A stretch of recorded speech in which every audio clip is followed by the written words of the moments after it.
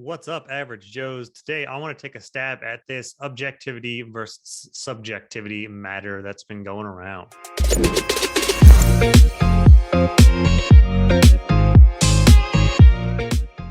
So recently, once again, Michael Nipp put out a video about objectivity and what's the best measure for objectivity. And then Alan responded to that with a very great video. Both of them had great points, and I think they're both right in a certain way. Subjectivity and objectivity is definitely a convoluted subject at times, especially when it comes to books and reviews. And it's almost impossible to be objective with anything. So today I want to talk about my take on objectivity and the best way to find objectivity and how subjectivity plays into it. So just a little bit of in the weeds discussion in response to just what's going on with that. But before I get into it, of course, the like and subscribe, stuff if you're liking these videos, but also I'm approaching 300 subscribers. So I think I wanted to do a Q&A. So if you have any questions for me to answer, I'm going to do a Q&A episode once I get enough questions to answer. That is in, response, celebration, whatever, of my 300 subscriber mark, which I'm about 30 off now. So if you have any questions, you can just put them down in the comments here. If you interact with me on Discord, you can send me a DM there. I don't know I don't think you can do DMs on YouTube. My Instagram, you can send it to me on Instagram. My Instagram link is below as well, so you can send it to me there. Wherever you want to send them to me, go ahead, and I'll try and compile a video for Q&As. And then once I get enough questions, however long that takes, I'll do a Q&A video once I hit 300, when both of those things happen. All right, so on to objective and subjective. So first, there's no such thing as subjective or objective reviews. If it's a review, it is your review. You are telling somebody how something is. That is subjective right there. There is no objective measure for that. And when it comes to books, it is always subjective for that. So that's also why I never really care about critics' reviews, whether it comes to books, movies, anything like that. When I go into Rotten Tomatoes to see how a movie is, critics, I really do not care what their score is. Usually I like the actual viewers score that when it comes to a movie, because that's paints a better picture of how I might enjoy it, because I'm a person and critics just kind of aren't people sometimes. Anyway, so subjective is basically all you get when you talk about books. And then, you have these lists out there now, these top 100 on the New York Times list of fantasy books and other books. And those lists are fairly crap anyway, because what they did was they got a group of writers who are actually on this list. They got a group of authors, and they submitted their books and what they think. And there was a lot of duplicates, and so a lot of them were the authors that were on the panel. And the list itself, there's a ton of questions, a ton of not great additions, or it seems like there was a lot of nominating for each other thing going on. Not saying that did happen, but it was not the best list. And that has, even though it seems objective because you have a group of writers saying what the best fantasy is, it really wasn't. I think the only way that they could have done or the best way to do a somewhat objective best 100 list is ask as many authors as you want, and to do a ranked choice voting of 20 books, and the number one book is 20 points, and then the number two book is 19 points, and then going down so that their 20th book is 1 point. Add up the amount of points, and then there's your top 100 books of all time. That would have been the easiest way. There's no discussion in that. There's no, it would be completely silent as well. You don't know what authors are on it. That's how you make a top list of books if you really want from authors. But that's getting out of the way. So one of the points that Mike made was that popularity is the best way for an objective measure. And in a way that makes sense. It's the easiest, most convenient way. So in order to be objective, objectivity is basically just numbers and data and a robotic thing metric like that. There isn't a way that one person can be objective and say this is objectively the best. Popularity isn't the best one because you have a lot of skewed reviews and ratings. There were people either review bombing one way or the other. You can't go off of sales because sales is largely with marketing, and that has to do with publishers. And then, you're really torpedoing any self-published people as well. So the only best way to be objective is to have some sort of number it's a number to tell you that this is it, and it'll still be the closest as possible. And to go back to the cost thing, it's and just subjectivity in general for books and certain things, like when he was talking about Mike talking about prose, that it's known that this author's prose is better than another. I disagree with that, because there is no definitive way to know how someone's prose are. So it's kind of like food. I mean, you go to a restaurant, if someone were to put in front of you a $20 steak and an $80 steak, and you didn't know which one was which, and you tasted them and you thought the $20 steak tasted better, what does that, is that the better steak, or is the $80 steak better? Just because you pay more, does that mean it's better? No, it's all about you. It doesn't matter how much something costs or how much other people like it. It depends on what you like. So, using food for subjectivity, you can't be objective with food either. So it's kind of the same thing with books. And sales is not a quality metric because of all of the marketing that goes into it. There's gatekeeping with certain stores. There's publishers that do more advertising toward one book. There's the cover art that all weighs into the sales and marketing and everything like that. So I have taken a stab at making the most objective measure for books, at least the best that I can. Now, I'm no mathematician, and this is just my own little way of thinking of the best way to go about it. So I'm going to present, and these metrics are subjective in themselves. So in order to get to quantify books, and for an objectivity scale, you have to quantify. You have to have numbers to put together and to have a value set, so that each every book has a value set. And that's kind of what I think Mike was saying with popularity. Low Goodreads rating is to show you the best books, because that is just something you can type up real quick. Boom, there's a number. This book is better than the other because Goodreads says so. So feeding off of that, because that's what this will start with, is you have to get a rating system on a book. So the first measure that you would have to get is the popularity score, and you get a rating system. So there are several websites as well. So Goodreads is the main one. And I looked at a bunch of books while I did this. I tested this out, you'll see. So Goodreads rating is one. There's another site, Library World, I don't know what it was. They do good ratings. And then if you can find a third or as many rating systems as you want, take your rating system, take the 5-star rating system, make sure everything is on a 5-star scale.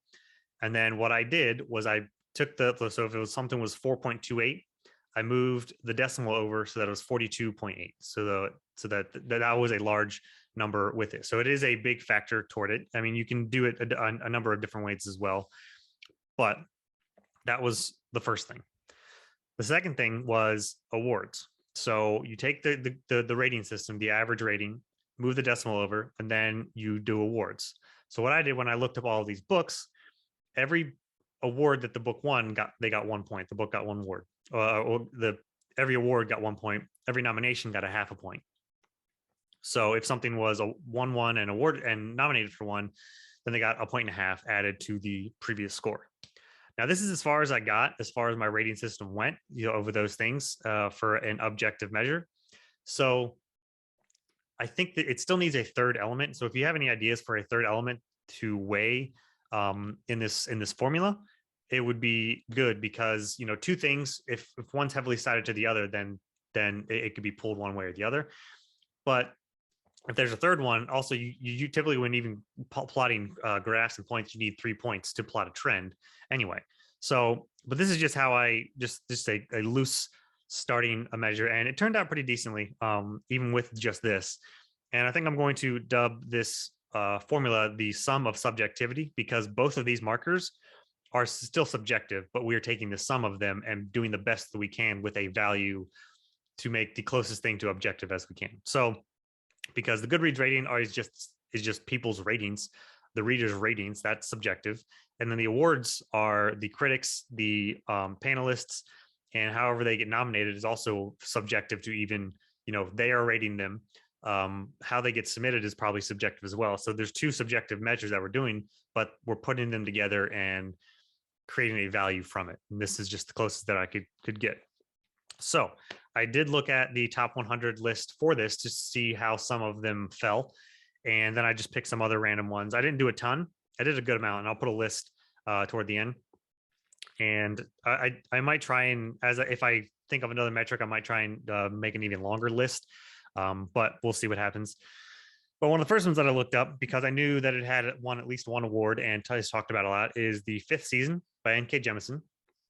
So I looked hers up and I got the values, and I guess it only won one award. I'm not sure if it got nominated for one or two others, but my quick search was only one award that it won. So it only got 1 point there. And the score for that one was 43.8 is what it came out to. But in searching N.K. Jemisin for awards, I saw that another one of her books, the 100,000 whatever it was from the Inheritance trilogy, I looked that one up, and even though the Goodreads and even though the reviewer score was only down to like 38.6 to 38.9, it won 4 awards, or it got 4 points for awards. I think it won two, and then it was nominated for a bunch as well. So that total score was 42.6. So even though the reviews for the 100,000 book was significantly less than the fifth season, it's only separated by a half point because of the awards that it went. This is the kind of thing that I wanted to illuminate with this score, because it's not just about what people thought and it's not just about what critics thought. You have to put those together. And a third metric would be best to see how these scores would be affected. But this is just what I'm working with right now. The next ones that I'm going to compare, I like to compare the authors too and their works. Guy Gavriel Kay. So Tigana, I know that is the big name book for Guy Gavriel Kay. People absolutely love it. I did not so much. I know that it's his most known book. So I did, it's like, okay, let's do Tigana. It had a 42.5 on this scale, this score. The reviews were a little bit lower than I thought it would be, and it won 2 points for awards. Then another one of his books I saw, Under Heaven, is even higher rated, and it won a bunch of awards. So that got a 45.6. So even though it's lesser known, the score, the reviews was a little bit better than Tigana, but the awards bumped it up so that it's significantly better, and it has a 3-point lead over Tigana. Under Heaven, that is. Going down to the Brandon Sanderson, Mistborn. I wanted to do the first book and the third book in Mistborn just because of the separation. And usually the third books, a lot of times third books is heavily weighted toward reviews. But the first books would usually be what I would think would be awards, because normally you're submitting the first book, so you have to read the other ones if you do any sequel books. But this one was kind of crazy because the Final Empire was only at about, they didn't win any awards, so it was just purely based on the reviews, which was about 44, high 43. I didn't even equate that, but it was about 43 on that. But Hero of Ages, the third book, was a 45.7 because it had 2 award points. It won 2 awards. So you see this separation between reviews and awards. I'll put some more up. You know, they have the Game of Thrones, or A Song of Ice and Fire, Storm of Swords book 3 was 47.8, and then Game of Thrones book 1 was 45.5. Poppy War was a 45.6. So this measure, I think, could, if you really wanted to make a list to see what was the most closest to objectivity, then this is kind of what I think this is a good starting point. I don't think this is going to be the go-to sum of subjectivity, my formula that I just made up.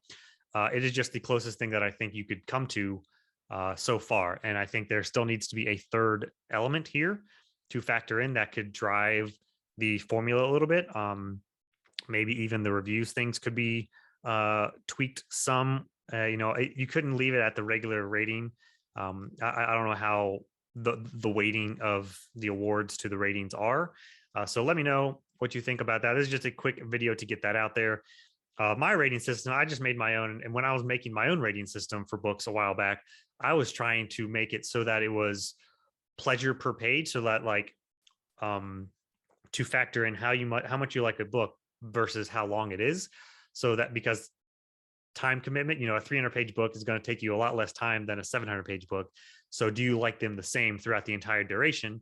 Or, the 700-page book might have a great payoff, but did you like the earlier parts if there's a slog?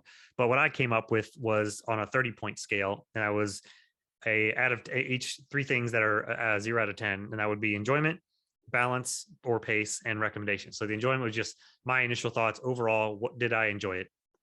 Balance and pacing. Did I feel that the book was well paced, well balanced? Was there a slog at all? or was it just too fast? And then recommend, how would I recommend to somebody else? Do I think other people would enjoy it? Do I think I would give it to other people to recommend? So all those things, I think those are three different ones that are good, because pure enjoyment, me. Balance is seeing how it laid out. Even some of the best books that I love might have bad balance. And then recommend, do I think other people would enjoy it, even though knowing my own taste? So that's my own rating system. But this is the closest, the sum of subjectivity is my closest crack at an objective data point, because that's what it has to come down to. A number, a data point would tell you something that is objective or not a person. So let me know what you think about this combination of numbers and figures, and hopefully you liked my take on this. And let me know how this can be improved. Take it for yourself and do your own math with it. Tweak it however you need. Improve upon it. Like I said, I'm not a mathematician. I haven't done even a college math class in like a decade. I don't do math in my normal job, so this is just very, very, very basic. Let me know what you think, and let's please talk about this more in the comments.